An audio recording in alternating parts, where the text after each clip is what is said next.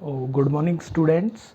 Here we are again with the topic pregnancy and embryonic development. ठीक है, pregnancy and embryonic development is the next part to the topic the fertilization and implantation which we discussed into last video. ठीक है, अब जो हम बात कर रहे हैं कि जब इम्प्लांटेशन हो गया, इम्प्लांटेशन होने के बाद फिर क्या बात होगी, हमारे आगे जो फीमेल की बॉडी है उसमें प्रेगनेंसी में आगे क्या क्या चेंजेस आएंगे, वो सारी बातें हम बात करेंगे प्रेगनेंसी और एम्ब्रियोनिक डेवलपमेंट के अंदर। ठीक है, अब जब इम्प्लांटेशन हो जाता है कि आफ्टर इम्प्लांटेशन क्या होता है, तो there is a vascular connection between mother and foetus. ठीक है, मदर और फीटस के बीच में एक वस्कुलर कनेक्शन डेवलप होगा। अब वो जो वस्कुलर कनेक्शन डेवलप होता है वो किस किस के मैच, आपकी क्या क्या चीज़ें उसमें लगती हैं। तो जो आपकी ने एक इम्प्लांटेशन में पड़ी थी, जब आपके ब्लास्टोसाइट्स और मोरूला वगैरह थे, तो उनकी जो अपर लेयर है that is trophoblast layer. Trophoblast layer ये डेवलप करेगी क्रोनिक विलीज को। क्रोनिक विलीज, ठीक है, विलीज के फिंगर लाइक स्ट्रक्चर्स होती हैं जो आपके सरफेस एरिया को इंक्रीज कर देंगे। ठीक है, तो इसकी क्रोनिक विलीज प्लस में जो यूटेराइन टिश्यू है, हमारे यूटेराइन टिश्यूज जो मदर के यूटेरस में प्रेजेंट है, ये दोनों चीजें मिलके आपस में एक डिस्क शेप स्ट्रक्चर डेवलप करती हैं, जिस डिस्क शेप स्ट्रक्चर को हम कहते हैं प्लेसेंटा। ठीक है, उसका नाम क्या है आपके प्लेसेंटा। प्लेसेंटा फंक्शन क्या करती है कि प्लेसेंटा का जो बेसिक फंक्शन है, अगर हम बात करें प्लेसेंटा की, तो the first basic function is transport of gases between mother to foetus. Developing जो एम्ब्रियो है उसमें मदर के ब्लड से जो आपके गैसेस का ट्रांसपोर्ट है। गैसेस का ट्रांसपोर्ट क्या है कि इनटेक ऑफ ऑक्सीजन करेगा और रिमूवेबल करेगा किसका, CO2 का। ये सारी की सारी किसके थ्रू होती हैं, प्लेसेंटा के थ्रू होगी।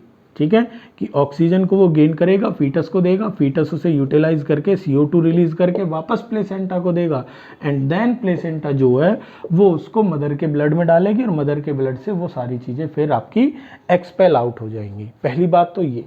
ठीक है, दूसरी बात जो होती है उसकी दैट इज न्यूट्रिशन। ठीक है, प्लेसेंटा का जो सेकेंड फंक्शन है, अगर हम आगे बात करें तो second function of placenta is nutrition.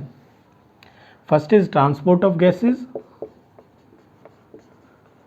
या एक्सचेंज लिख सकते हैं, ट्रांसपोर्ट की जगह हम बात करते हैं एक्सचेंज ऑफ गैसेस।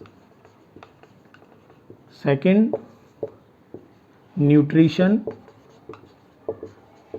ठीक है, third removal of wastage, removal of waste. ठीक है, दैट इज ऑल्सो। अब रिमूवल ऑफ वेस्ट क्या कि भाई जब फीटस न्यूट्रिशन कर रहा है और आपका रेस्पिरेशन भी कर रहा है, तो ऑब्वियस सी बात है वहाँ क्या प्रोड्यूस होंगे, आपके वेस्टेज प्रोड्यूस होंगे।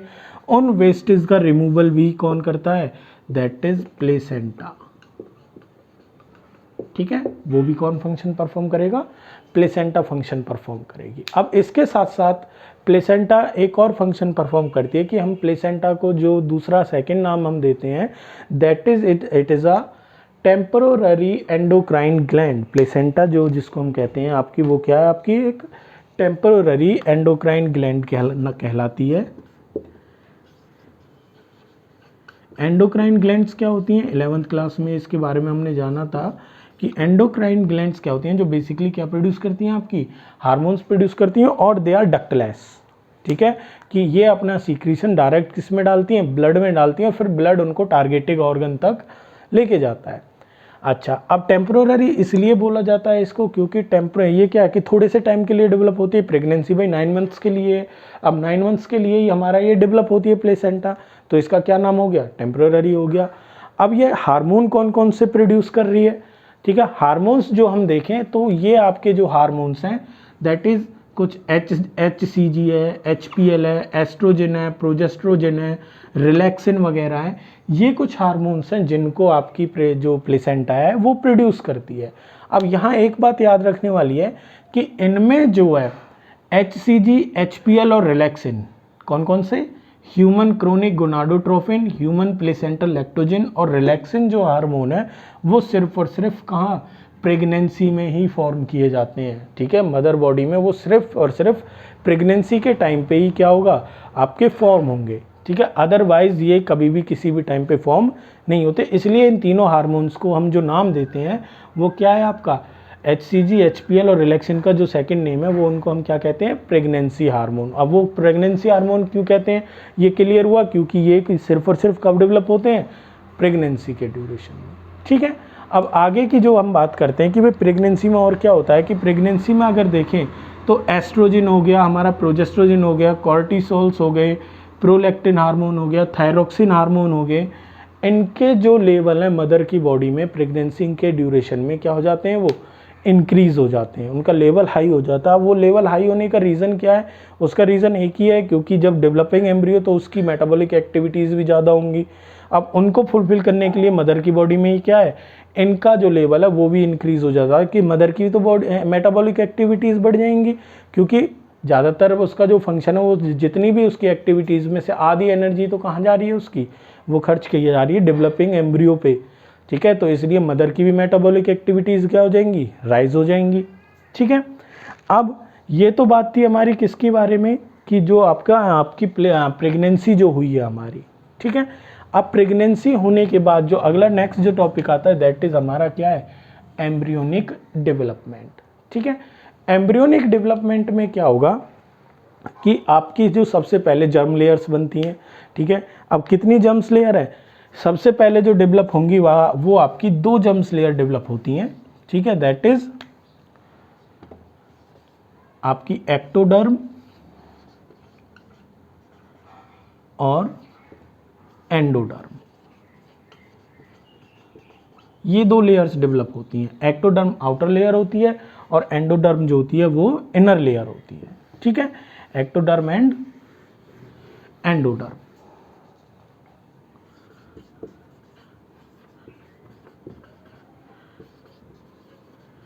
Endoderm, ecto that is outer layer, endo that is inner layer। ठीक है, फिर कुछ टाइम बाद इनके बीच में एक और लेयर डेवलप हो जाती है जिसको हम कहते हैं मीजोडर्म, मिडिल लेयर जो है।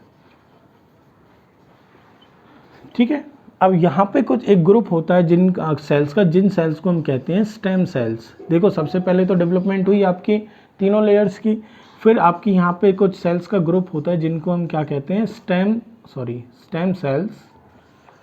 अब ये सेल्स क्या करती हैं, इन सेल्स के पास कैपेबिलिटी होती है कि होल ऑर्गेनिज्म को ये डेवलप कर सके। ठीक है, तो ऐसी जो सेल्स जो कंप्लीट ऑर्गेनिज्म को क्या कर दें, डेवलप कर सकती हैं, तो उनको हम क्या कहते हैं, स्टेम सेल्स जो हैं। ठीक है, अब इन्हीं से फिर हमारी पूरी की पूरी जो बॉडी है वो डिफाइन की जाती है, बनती है, प्रोड्यूस की जाती है। ठीक है, अब अगर हम देखें कि जब प्रेगनेंसी आगे की तरफ बढ़ती है तो फर्स्ट मंथ ऑफ जो प्रेगनेंसी होती है, फर्स्ट मंथ ऑफ प्रेगनेंसी, ठीक है, हर्ट इज फॉर्म। ठीक है, फर्स्ट मंथ ऑफ प्रेगनेंसी में क्या होता है, हर्ट फॉर्म होता है। ठीक है, अब हर्ट फॉर्म उसकी हम एक्टिविटीज सुन सकते हैं, स्टेथोस्कोप वगैरह से हम उसकी आसानी से हार्ट बीट को सुन सकते हैं। ठीक है, by the end of second month, जो सेकेंड मंथ होता है उसके एंड में लिम्स और डिजिट्स डेवलप होना स्टार्ट हो जाती हैं। ठीक है, और फर्स्ट ट्राइमेस्टर के बाद जो फर्स्ट ट्राइमेस्टर आता है, फर्स्ट ट्राइमेस्टर के बाद आपकी लिम्स, डिजिट्स और मेजर जो ऑर्गन्स हैं वो सारे के सारे क्या हो जाते हैं, डेवलप हो जाते हैं। ठीक है, तो जो फर्स्ट मंथ है वहाँ पे क्या फॉर्म होगा, हार्ट फॉर्म होगा। सेकेंड मंथ जो होगा उसमें लिम्स और डिजिट्स फॉर्म हो जाती हैं, और फर्स्ट ट्राइमेस्टर के एंड तक आते आते जो मेजर ऑर्गन्स हैं वो सारे के सारे हमारे डेवलप हो जाते हैं। फिर धीरे धीरे आप जब सेकेंड ट्राइमेस्टर के एंड तक जाएंगे तो बॉडी पे हेयर्स की ग्रोथ भी आनी स्टार्ट हो जाती है फीटस के ऊपर। ठीक है, अब ये हो गया, फिर धीरे धीरे आपका सेकेंड ट्राइमेस्टर खत्म हुआ, और फिर धीरे धीरे तकरीबन हमारा जो 9 मंथ्स लेटर जो फीटस होता है that is ready to delivered. ठीक है। डिलीवरी होने के लिए वो क्या हो जाता है हमारा, रेडी हो जाता है। अब आगे जो हम बात करते हैं, जैसे कि जब अब 9 मंथ्स में हमारा फीटस क्या हो गया, रेडी हो गया, डेवलप हो गया पूरे की तरीके से। अब आगे जो होगा देन जो होती है हमारा पार्चुरेशन जो प्रोसेस होती है, ठीक है। अब 9 मंथ्स के बाद कौन सी चीज़ आएगी आपकी प्रेगनेंसी में, पार्चुरेशन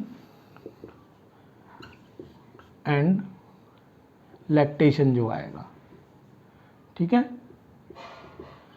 पार्चुरेशन में क्या होता है कि पार्चुरेशन के टाइम पर जब बेबी फुली डेवलप हो जाता है तो देन वो सिग्नल प्रोड्यूस करता है प्लेसेंटा के थ्रू, पिट्यूटरी ग्लैंड तक जाते हैं। देन पिट्यूटरी ग्लैंड ऑर्डर देती है, एक हार्मोन रिलीज होता है जिसको हम कहते हैं ऑक्सीटोसिन। ऑक्सीटोसिन हार्मोन जो है वो रिलीज किया जाता है। अब ये ऑक्सीटोसिन हार्मोन क्या क्रिएट करता है कि एंडोमेट्रियम वॉल को अनस्टेबल बनाना स्टार्ट कर देता है, जिनको हम लेबर पेन भी कहते हैं, वो सारी चीज़ें क्रिएट कराता है कौन सा, ऑक्सीटोसिन। और जो इसके टाइम के साथ साथ इसकी इंटेंसिटी भी बढ़ती जाती है, कि जैसे कि पहला जो ऑक्सीटोसिन ट्रिगर हुआ वो 1 घंटे में हुआ, अगला जो ट्रिगर होगा वो आधे घंटे में, फिर ऐसे धीरे धीरे करके वो हर मिनट में ट्रिगर होना स्टार्ट हो गया। जितनी तेज़ी से ये ट्रिगर होगा उतने ही कॉन्ट्रैक्शंस आपके जो यूटेराइन वॉल जो है, एंडोमेट्रियम वॉल, उसके अंदर स्टार्ट हो जाएंगे, ठीक है। और उन कॉन्ट्रैक्शंस को हम क्या कहते हैं, लेबर पेन, ठीक है। उन कॉन्ट्रैक्शंस का क्या नाम है आपका, लेबर पेन। अब वो उसकी वजह से क्या है, फिर जो हमारी यूटेराइन टिश्यूज़ जो हैं वो बेबी को बाहर की तरफ पुश करना स्टार्ट कर देते हैं, ठीक है। और फिर आपकी क्या हो गई, डिलीवरी हो गई, ठीक है। अब डिलीवरी होने के बाद भी वो कॉन्ट्रैक्शंस स्टार्ट रहते हैं, तो उसके बाद जो पिट्यूटरी ग्लैंड है वो दोबारा से एक हार्मोन रिलीज करती है, जो रिलैक्सिन हार्मोन हमने पढ़ा था, ठीक है। रिलैक्सिन जो हार्मोन है वो रिलीज करती है। वो रिलैक्सिन हार्मोन क्या करता है, एंडोमेट्रियम वॉल को धीरे धीरे उसको नॉर्मल कर देता है, ठीक है। तो यहाँ पे हम पार्चुरेशन में हमारे पास दो हार्मोन्स हैं, ऑक्सीटोसिन है और रिलैक्सिन हार्मोन है, जो कि आपके ऑक्सीटोसिन तो लेबर पेन को इंड्यूस करने के लिए यूज़ किया जाता है और रिलैक्सिन हार्मोन उसको कम करने के लिए, स्लो डाउन करने के लिए, ठीक है। इसके बाद फिर जो लैक्टेशन पीरियड आता है कि जब बेबी की डिलीवरी हो गई तो फिर क्या है, मेमोरी ग्लैंड्स एक्टिव हो जाती हैं और वो क्या प्रोड्यूस करने लगती हैं, मिल्क आपका प्रोड्यूस करना स्टार्ट कर देती हैं, ठीक है। प्रोड्यूस जो अब हमारी क्या थी, लैक्टेशन में क्या है कि जो मेमोरी ग्लैंड्स हैं वो क्या हो जाती हैं, एक्टिव हो जाती हैं और क्या प्रोड्यूस करना स्टार्ट कर देती हैं, मिल्क।